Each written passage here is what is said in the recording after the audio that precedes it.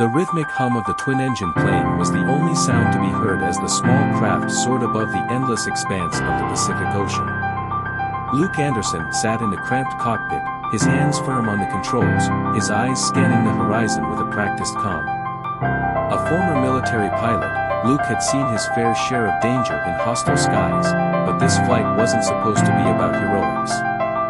This was a routine transport, ferrying a group of research scientists to a newly discovered island, an uncharted anomaly in the vast ocean, far from any known trade routes or settlements. Beside him in the cockpit sat Dr. Clara Hughes, a marine biologist with piercing green eyes and a no-nonsense demeanor. Her excitement was palpable, even though her lips were drawn in concentration as she monitored her equipment. A series of instruments and sensors hummed softly in the background, occasionally beeping as they gathered data from the surrounding atmosphere. Luke could sense her anticipation, even though she had been mostly quiet during the flight. "Are we close?" she asked, her voice breaking the long silence.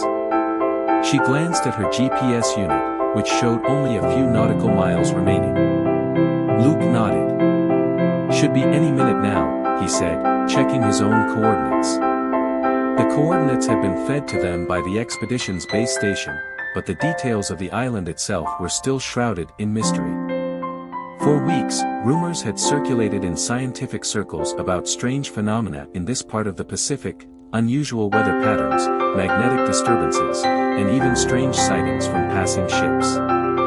Clara leaned forward, adjusting the dials on her GPS, but suddenly, the signal cut out. The screen flickered, displaying static. "What the?" she muttered, tapping the device. It stayed dead, the display completely scrambled. Luke frowned, glancing at the altimeter and navigation instruments. A cold feeling of unease crept into his chest. "We're losing signal," he said, his voice tight with concern. Before either of them could react, a thick fog appeared out of nowhere, rolling across the ocean's surface like a living thing, swallowing the plane in an instant. The blue sky and the endless water vanished, replaced by an impenetrable wall of gray mist. Visibility dropped to zero. "What the hell?" Luke muttered under his breath, his hands tightening on the controls. He flicked the instruments, but they began to malfunction one by one. The altimeter spun wildly, and the compass needle jittered in random directions. The plane's electrical systems started to flicker. The horizon vanished, leaving them disoriented in a world of thick fog and confusion. "This can't be happening," Luke said, his voice now strained with urgency. His experience as a pilot told him that they were in serious trouble. "Hold on." The plane jolted violently, as if something unseen had grabbed it from below. The engine sputtered, and the entire craft began to lose altitude rapidly. Clara's hand gripped the armrest beside her. "What's happening?" she asked, her voice rising in fear. Luke fought with the controls, trying to stabilize the plane, but nothing responded. The instruments were useless now, spinning in chaos as the plane dipped lower. They were descending fast, too fast. "We're going down," he yelled, bracing for impact. The world outside the cockpit turned into a blur of gray and water as the plane plummeted towards the ocean. In the final seconds before impact, Luke threw his arms over Clara, shielding her as best as he could. Then came the crash, a deafening, bone-rattling explosion of water and metal. The plane smashed into the sea, its fuselage crumpling as it skidded across the surface before coming to a violent halt. The force of the impact threw them both forward, their bodies slamming against the restraints. And then, everything went black. Luke awoke to the sound of waves crashing against the shore and the taste of saltwater in his mouth. His entire body ached, and his vision was blurred. Groaning, he lifted his head and blinked against the harsh sunlight. For a moment, he couldn't remember where he was. But then, the memories came rushing back, the fog, the plane's instruments failing, the crash. With a grunt of effort, Luke pushed himself up, his muscles screaming in protest. He was on a beach. The wreckage of the plane was scattered across the sand and partially submerged in the surf. Smoke billowed from the twisted fuselage, and pieces of debris were strewn everywhere. Clara lay nearby, motionless but alive. Her face was pale, and a deep gash ran across her forehead. Blood trickled down her cheek, mixing with the sand. Luke scrambled over to her and gently shook her shoulder. "Clara. Clara, wake up," he said, his voice hoarse. Her eyes fluttered open, filled with confusion and fear. What happened?" she asked weakly, trying to sit up. "We crashed. We're on some kind of island," Luke replied, helping her to her feet. She winced in pain, holding her side as she stood. Clara looked around, her gaze taking in the wreckage and the vast, empty beach. "The others, where are the others?" she asked, her voice trembling. Luke's heart sank as he scanned the shoreline. 2 of the scientists were still strapped in their seats, motionless. Their bodies were twisted at unnatural angles, and there was no sign of life. The rest of the passengers were nowhere to be seen, likely lost to the sea. "We need to get them out," Clara said, her voice choked with emotion. Together, they worked to pull the bodies from the wreckage. But it was clear they were too late. The crash had claimed their lives. There would be no rescue for them. As Clara knelt beside the bodies, her face drawn with grief, Luke stood and looked inland. Beyond the beach, a dense jungle loomed, thick with vines and towering trees. Strange sounds echoed from within, unlike anything he had heard before, low, guttural growls and distant bird-like cries. "We can't stay here," Luke said after a long moment. His military instincts were kicking in. "We need to find shelter, food, water. And we need to figure out where we are." Clara nodded, wiping away tears. She was a scientist, trained to think logically and methodically in crises. But the emotional weight of losing her colleagues was heavy. She stood, brushing the sand from her clothes, and glanced towards the jungle. "We'll need fresh water. And we should gather any supplies we can from the wreck." Luke agreed. They scavenged what they could from the debris, a first aid kit, a few bottles of water, and some basic tools. Most of the equipment was either destroyed or lost in the crash. As they ventured further inland, they followed a small stream they had discovered trickling out from the jungle. The water was cool and clean, providing some relief from the oppressive heat. The island seemed untouched by human hands, a wild, untamed place where nature reigned supreme. "We need to make a signal fire," Clara suggested as they stopped to rest by the stream. "If anyone comes looking for us, it's our best chance of being found." Luke nodded, but his mind was elsewhere. Something about this island was off. The sudden appearance of the fog, the malfunctioning instruments, the violent crash, it didn't add up. And the strange noises from the jungle made him uneasy. He felt like they were being watched, though he couldn't see anything beyond the thick vegetation. As they gathered wood for the fire, a low, guttural growl echoed through the trees. Both Luke and Clara froze. "Did you hear that?" Clara whispered, her eyes wide with fear. Luke slowly nodded, his hand instinctively reaching for the knife strapped to his belt. His military training had taught him to always be prepared for the worst. The growl came again, closer this time. Something large was moving through the jungle, snapping branches as it approached. Without warning, the underbrush exploded, and a massive creature lunged out of the foliage. It was unlike anything they had ever seen, reptilian, with dark, leathery skin and razor-sharp teeth. Its eyes gleamed with a predatory hunger, and it let out a deafening roar as it charged towards them. "Run!" Luke shouted, grabbing Clara's arm. They sprinted through the jungle, their hearts pounding in their chests as the creature crashed through the trees behind them. It moved with terrifying speed, its massive footsteps shaking the ground. "This way!"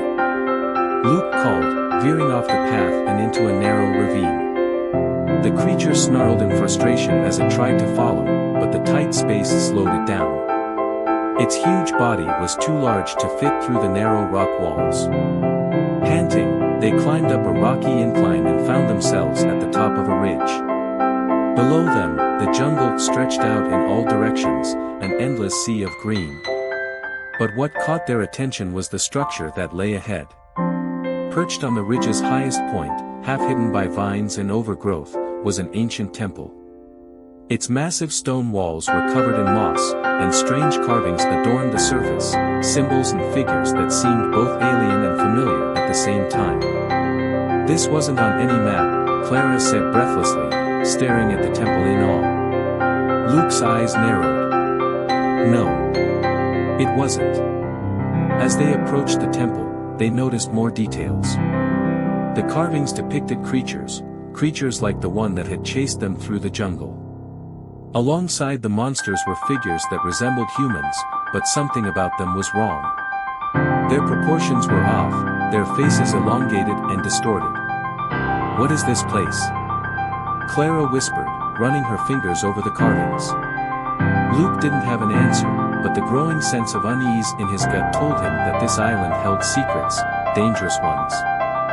The temple looked ancient, far older than anything that should have been on a remote, uncharted island. And yet, here it stood, as if waiting for them to discover its mysteries. Suddenly, they heard voices. Human voices. They froze, exchanging a glance. The voices were coming from deeper within the ruins. Cautiously, they followed the sound and soon came upon a group of people, men, dressed in military gear and armed with rifles. They moved with precision, scanning the area as if they were searching for something. What the hell? Luke muttered under his breath. Clara grabbed his arm. Who are they? Before Luke could answer, one of the soldiers spotted them. Hey, the man shouted, raising his rifle. Run! Luke hissed, pulling Clara behind a crumbling pillar as bullets whizzed past them, ricocheting off the stone. They sprinted through the ruins, the soldiers hot on their heels. Luke's mind raced. These men weren't rescuers, they were something else, and they clearly didn't want anyone else here. But why? What were they searching for?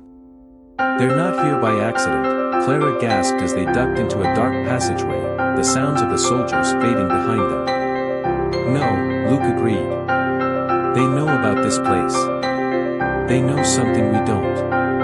The passage led deeper into the temple, and soon they found themselves in a massive underground chamber. The air was cool and damp, and the walls were lined with strange, glowing crystals that cast an eerie light over the room. In the center of the chamber stood a large stone pedestal, and on it rested a metallic device, unlike anything Luke had ever seen. It pulsed with energy, its surface humming softly in rhythm with the crystals on the walls. What is that? Clara whispered, her eyes wide with wonder. Luke approached it cautiously, his instincts screaming that this was the key to everything, the fog, the creatures, the soldiers. Whatever this device was, it didn't belong here. It didn't belong anywhere in this world. Before he could reach out to touch it, a voice echoed through the chamber. Don't. They turned to see a man step out from the shadows. He was older, with graying hair and a weathered face, but his eyes were sharp and calculating. You have no idea what you're dealing with, he said, his voice cold and calm. Who are you? Luke demanded, his hand gripping his knife. The man smiled, but it was a smile devoid of warmth. Let's just say I'm someone who's been here far longer than you. And I'm trying to stop you from making a very big mistake. Clara stepped forward, her voice steady but filled with curiosity. What is this place? What is that thing? She nodded toward the device on the pedestal. The man's smile faded, replaced by a look of grim seriousness. This island, it's not natural. It's the result of an experiment, a long-forgotten project designed to tap into the Earth's raw energy. The creatures, the anomalies, the fog, it's all a side effect of that project. This device controls it. It's a power no one should have. Luke's mind raced.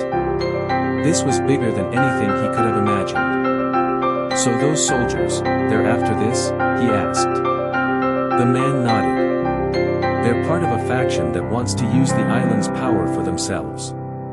If they get their hands on that device, they'll be able to control the island and everything on it, including the creatures. Suddenly, the sound of footsteps echoed down the passageway. The soldiers had found them. "There's no time," the man said urgently. "You need to destroy it. Now, before they get here." Luke exchanged a glance with Clara, who nodded. Together, they moved toward the device, but as they did, a gunshot rang out. The man stumbled backward, clutching his chest, his eyes wide with shock. He collapsed to the floor, blood pooling around him. "Go!" Luke shouted, grabbing the device off the pedestal. The chamber began to shake violently, the crystals pulsing faster and faster. The soldiers stormed into the room, but the ground beneath them split open, sending them tumbling into the abyss below. Luke and Clara ran, dodging falling debris as the temple collapsed around them. They burst out into the jungle just as the entire structure crumbled into the ground, swallowed by the earth. Breathing heavily, they watched as the island itself seemed to shift, the fog lifting and the strange sounds fading into the distance. The power that had controlled the island was gone. Luke looked down at the now-dead device in his hands. It was over. Or so he thought. Deep beneath the surface, something still waited, something older and far more dangerous than they had ever imagined.